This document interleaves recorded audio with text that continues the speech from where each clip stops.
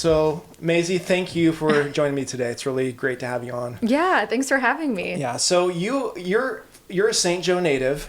Yeah. Right? And you grew up with roots in the farming community, and went to St. Joe Christian, which is a huge legacy for our town and for the school. But I would love to just hear, and the people watching, just a synopsis of your journey, not only as a Christian, but how that really intersected with where you find yourself today, which is representing the 2nd District in the Missouri State Legislature. And how has God led you into that, and what's the journey been like? The journey's been quite hectic. I went to Sturtsville. I grew up in Sturtsville, then went to St. Joe Christian, of course, Missouri Western. But really, I think, my life during that whole time, I was dyslexic and never knew it till I had graduated college. My parents didn't even tell me that they thought maybe I had it until I called them one day, and I was just kind of frustrated. But I just, I was actually really glad they didn't tell me, because I was able to learn how to overcome those obstacles during all of that. And going to Christian school was really difficult because, of course, learning was. But through it all, like learning about the Bible and like grace, those were like kind of the tools in my toolbox that I was going to need as I, journeyed through college and then went away and went to DC. And during that time, I can really pinpoint like a few things, like just learning about the Bible and how true it is, and learning to always be on guard, but also know what you know. That was really important. I think that's something that St. Joe Christian really taught us, because they talk about being able to defend the Bible, but also be able to tell people about it too. And little did I know, like all of those instances where I was learning to jump over hurdles and learning how to accomplish hard things was really just kind of getting me ready to run for the legislature, which I really didn't want to do. Yeah. It's really easy to be behind the person. Like I kind of think about like the disciples when they were around Jesus. He was so cool, and they were just like pumping him up, and then he was gone, and then they were like, well, what now? They're like, wait a minute, now this is on us. And so I can only imagine like what they were thinking during that time. And when I was in DC, and I was thinking that I probably wasn't going to be there forever. It's not a forever place. And I think a lot of people just in life get in these places and they think they have to be there forever, but it was really only a seasonal time. And I was figuring out how I wanted to go back home. I had been asked to run, but I was like, that's just not really for me. I really love being a worker. Like being out in the spotlight, or even just being the person. It's not my favorite place. Like I really love just kind of doing my own thing. And what were you doing? You were working in DC. You were working with campaigns. How were those inroads? It was just, this was all a God thing, but I did an internship with my Senator Roy Blunt, which I really didn't agree with, but I will note his staff was so good to me. And I met this lady. We had the same last name, not related. She was his comms director, and her and I just became good friends. And she was the reason I actually got to work on the presidential for Trump in 2020, because she had given me a call and was like, hey, the Trump campaign's trying to find communications people. She's like, I know you're not a comms major, you're a business major. But she's like, anyone that, because I was cleaning houses at that point in St. Joe. She's like, anyone that cleans houses and loves Trump, I think, it'll be fine. And I was like, okay, I'll do it. And it was the craziest thing in my life, because Trump was the reason I loved politics and I studied politics, not in school, but just in my own personal time. And then being able to go and I was like a peasant, like my 1% trying to help him get reelected. I just felt like it was the greatest honor. And I was only there for 2 months. And then I get a call. I didn't take it. And it was like, hey, we found your resume. Because they had a binder of our resumes. And they're like, do you want to come interview to be the executive assistant to this guy named John McEntee? Didn't know who he was. He has no social media. Now you can find him. He has 2 million followers, state rights stuff. And but at that point, had no idea who he was. He was Trump's body man. And I was like, I called my mom. I was like, you'll never believe it. I was like, the White House called me. They want me to interview to be this guy's assistant. And I was like, this is not going to happen for me, because backstory, when I was at the campaign, we were doing interviews. The guy told me I literally was not going to get a job in the second administration because I didn't know anyone. And I was like, because he kept asking who my parents were, who I knew. And I'm like, dude, I'm just like grateful to even be here. Yeah. Like, I feel like I didn't even, I don't know anyone. My parents don't know anyone. Like, everything will just work out. Yeah. And then 2 weeks after even that interview, I get the call. And I'm interviewing, and then my boss, John, was like, do you want this job? I'm like, I want this job, and it was crazy. And he's like, he took a call from some ambassador, and he's like, you're going to be taking these calls now. And I'm like, are you serious right now? Like, I'm going to? Like, just right in, yes, baptized by fire. And I'd asked my mom, I was like, don't tell anyone, because I'm like, it's going to be embarrassing if I don't get it, because I'm not going to. I'm like, there's a lot of, good people out there. And yeah, then I got it. And wow. And then, like, 2 weeks later, I'm 21 at this time. And so I get to the White House, I turn 22. So I'm 22 years old, like, working in the executive office of, like, the president. And I'm like, how did I go from being at Missouri Western, like, at a business major, and now I'm, like, in the White House? And here's the whole funny part of this. I actually applied for an internship during that same, at the White House, during that same fall, I guess, quarter. I actually got denied because I was not qualified. I was below average. Yeah. And I had and then I was the one that was like leading the interns. I was way younger than the interns I had. But when I looked at my profile, because at that point I could look up. Yeah, sure. Yeah, they said I was below average. Wow. Yeah. And I kind of just like joked about it. I was like, these people, like, it's a good reminder that sometimes God does things. Yeah. Just because man thinks that you're below average, God actually might think that you're a little bit better. Yeah.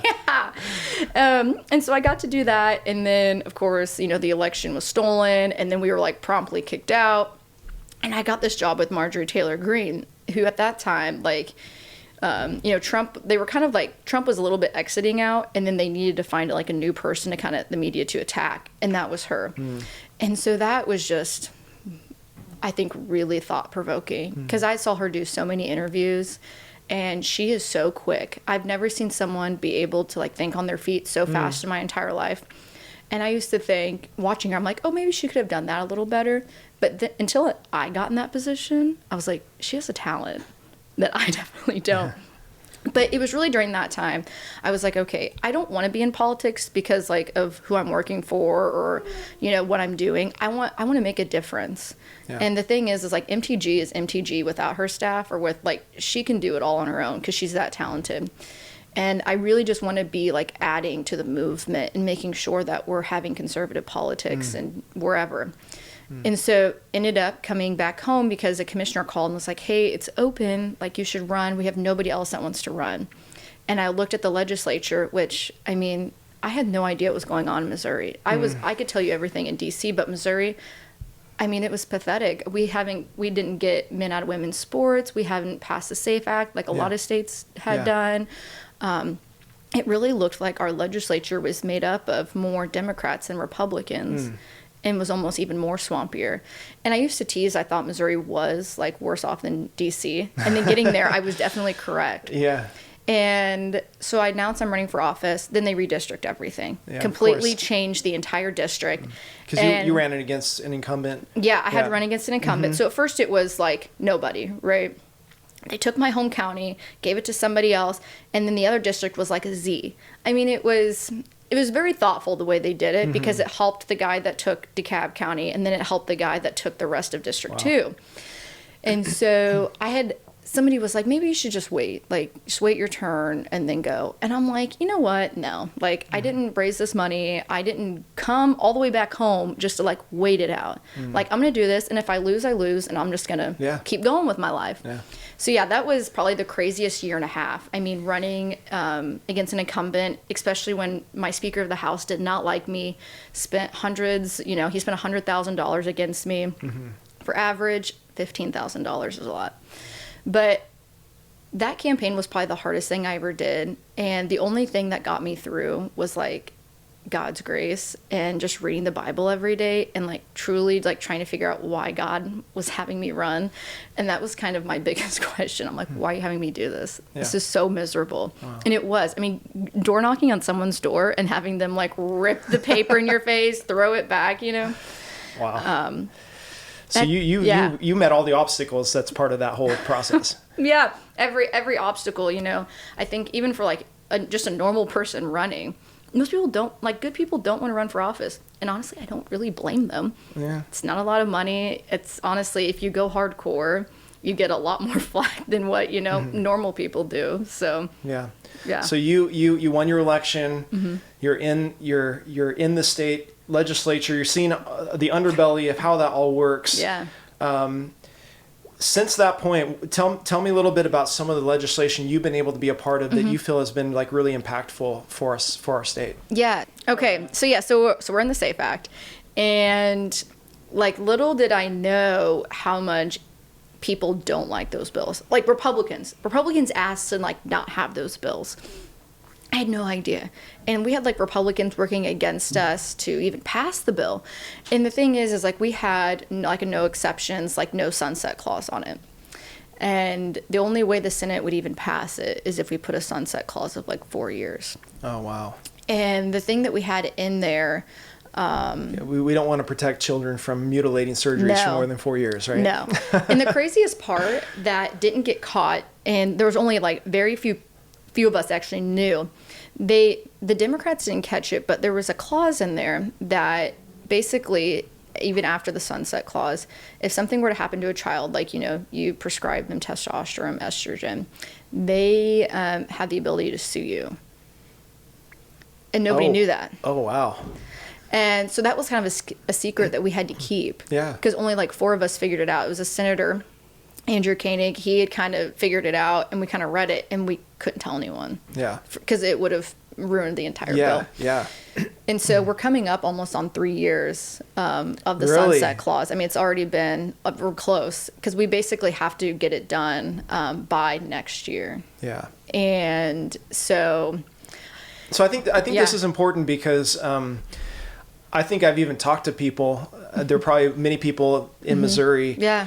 Even people outside of Missouri. I'm from California originally, and they'll say things like, "Oh, such a conservative state, such a red state." Yeah. And I think there's sometimes this assumption like, "Oh, it's just everything's going to be okay," and they don't realize like the militancy of the left in this state, which I have personally experienced, and you have seen, and even the compromise of so many conservatives or Republicans that are willing to take issues like that deal with human life and abortion and human sexuality and even foreign ownership of our land and all these sorts of things all together.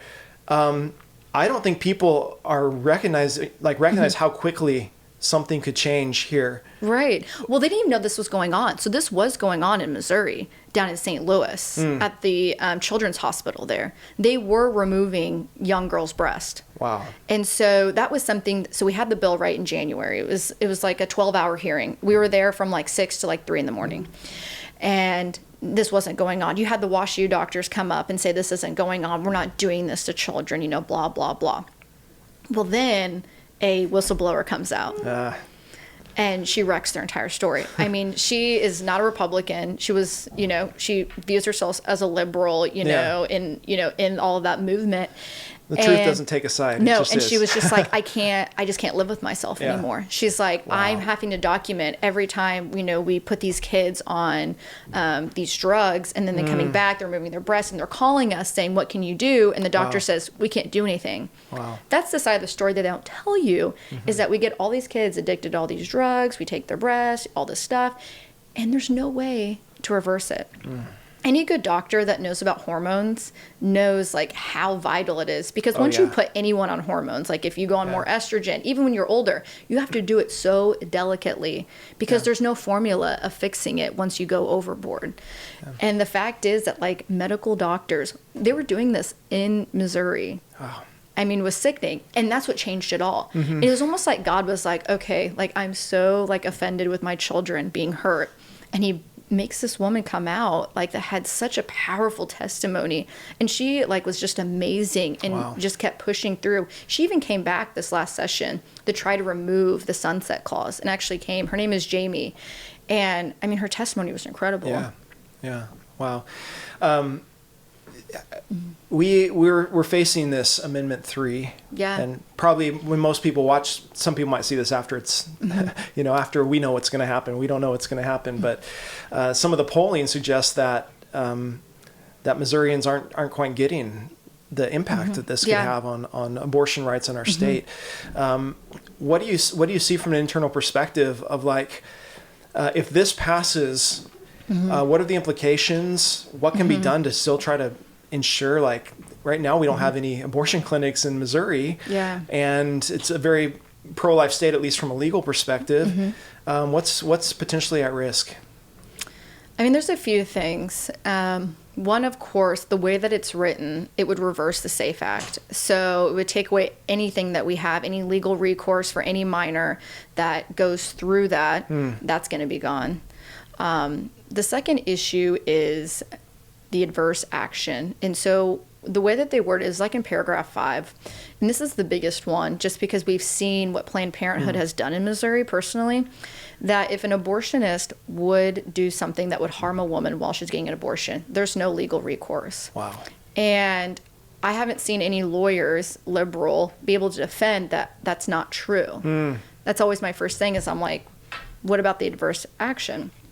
And they'll try to kind of wing around about after Roe v. Wade, we had made it to where, of course, like abortions couldn't happen. And if you did it, you got legal recourse. Of course, like actual real abortions.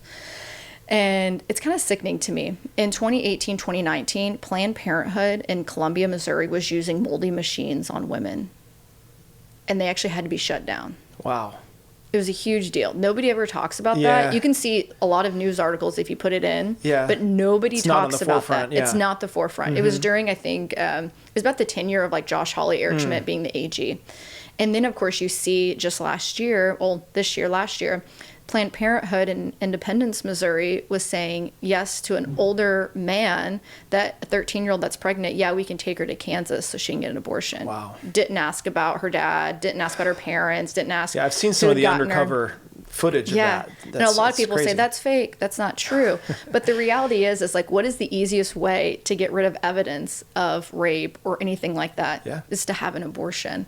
And so Planned Parenthood has continually had a super dark past in our state. I mean, just the evidence is right there. And so they would just be right back up to where they started. I mean, we defunded them. We finally made sure that our state tax dollars weren't going to them. It was like over $1 million we were giving them every year.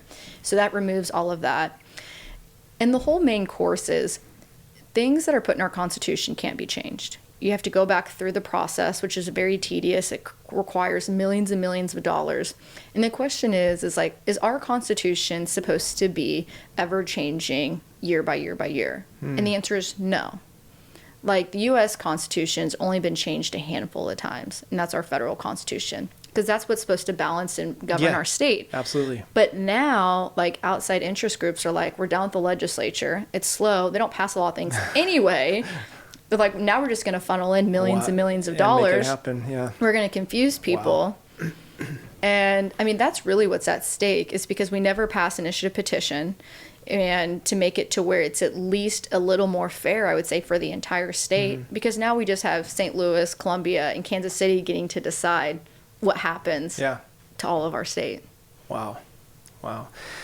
So that brings up, I think, shifting gears to a more spiritual application of this. How essential is the role of pastors, churches, Christians, really maximizing this moment to say, you know, we have a part to play in like who represents us and who we send and the laws that we approve of. There's just been a lot of silence in the pews and in the pulpits, coming from where you're working and the people you're working with and the processes you're seeing.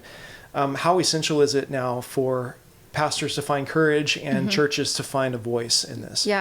I just want to say, the left always brings out their most liberal pastors every time we do any of these topics. Really? Yeah. Wow. I mean, they'll have a whole lineup. They'll have the rabbi. They'll have the Catholic priest. They'll have just some like weirdo, pastor from a different church going up and being like, God says this is fine. The issue is like, if they're doing it, like, why aren't we doing it and trying to counteract their voice? And they do it all the time. And I think it's going to come to a point to where I think a lot of Christians, and I've noticed this, my family was kind of that way. It was just kind of like, leave us alone. We just don't want to don't bother us. But the reality is that mindset has really got us to this point. They're never going to leave us alone. So we tend to think the best, like, oh, it's everyone's going to do the right thing. Like, don't talk about politics. Like, this is a church. Like, but the reality is like these issues are moral topics. Like, they hate Christians. Just look on anyone that like posts a Bible verse and just look at the comments. Like, there is a deep spiritual hatred. And it takes a lot of courage to say and go against those things. And the reality is that's what God calls us to do. You know, you talk about like the whole, the armor that he gives us, right? I always tease that, like, of course, like he gives us arms, he gives us legs, he gives us a voice, and he gives us wisdom, but he also wants us to use it. And you don't have to be a pastor to have courage.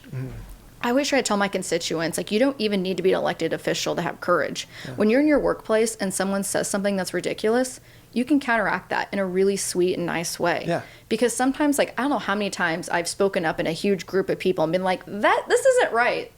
And then somebody afterwards like, thank you so much for saying that. I wanted to say that. Like, oh, I really wanted to say that, but I'm really glad you did. Yeah. Well, how better would life just be, just in general, just moving the pendulum, if more people were like, hey, this isn't right? Yeah. Because it gives people courage. A lot of people just don't want to speak out. Yeah. Because they're nervous, it's frightening. I mean, confrontation's not great. Mm-hmm. I don't love confrontation, but if I have to do it, I'm going to do it. Yeah. But that scares a lot of people. Mm-hmm. And I think God does give us like a lot of courage to just have those opportunities to just start speaking out. Yeah. And it can be little things. And just knowing what you believe, even with Amendment 3, there's so much misinformation. Yeah. When you even hear like one of your friends say something, it's like, well, that's not true. This is what it is. And they can take that if they want to put it in their brain, or they're just going to totally, take it away. And so I think it can be a whole movement, even just with one person. Yeah. Wow, that's awesome. So a lot of people will imply that, to be in politics, are you tested, like your ethics or your integrity? How does your personal faith, like in Christ, really give you the strength to be where you're at and to do what you do with integrity? And how has Jesus been the motivating factor in your life for just being involved where you're at? That's a great question.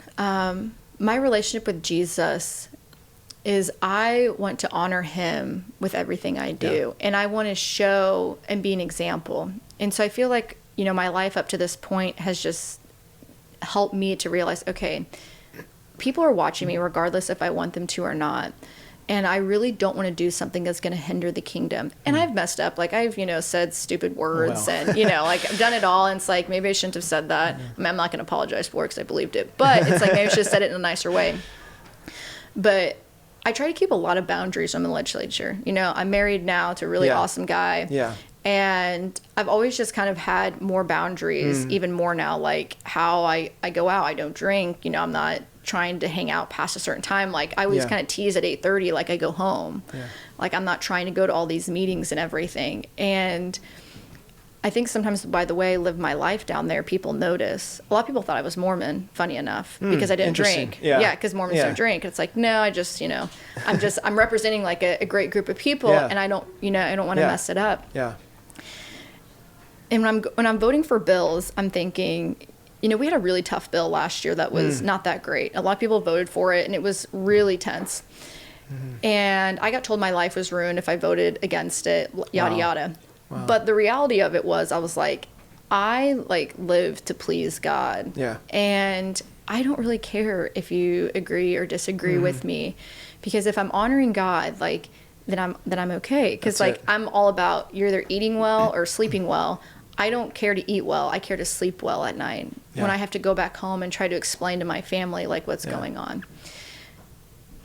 And if I didn't have God, and I think sadly a lot of people in the legislature don't, because their actions show a different, verbiage, it would be a different place, because people would treat each other differently. Yeah. They would care more about the kingdom of the bills that they're doing, not harming their constituents. Yeah. Well, you are, I think, an inspiration to many. To see you holding the line, I'm sure there are a lot of people your age that are in this world feeling the pressure of how do I follow Christ and in a world that's compromised, and you are standing firm as an example of that, and we appreciate that so much. And any final words to maybe anyone who gets to see this prior to the November 5th election? Anything you would encourage the voters that get a chance to watch this? I would say never underestimate. Yeah, it's a good word. Underestimate yourself. I think a lot of people don't view themselves as valuable in any type of movement. And if we start viewing ourselves as having a little bit of more than courage and just being able to not hinder, but go out and help our friends and family and be a voice for the conservative movement and just for Christianity in general. Yeah. I mean, life would be a lot different. Yeah. And you never know what the power of one person. Yeah. You got to do hard things. Yeah. I mean, I love David Goggins. I guess I wouldn't say he's a Christian mentor by any means, but I think there's a lot of proof of just learning to do hard things. Absolutely. And doing it for Jesus. Yeah. So. Well, we appreciate you doing that for us here in Missouri, and we're glad to support you, and thanks again for being here today. Thank you. Yeah. Well, hey everybody, thank you again for joining me on this episode. It means a lot that you take the time to engage in these conversations with us, and if you enjoyed this or you benefited from it, I would just encourage you to subscribe to our YouTube channel, our podcast channel, or just share the link with a friend.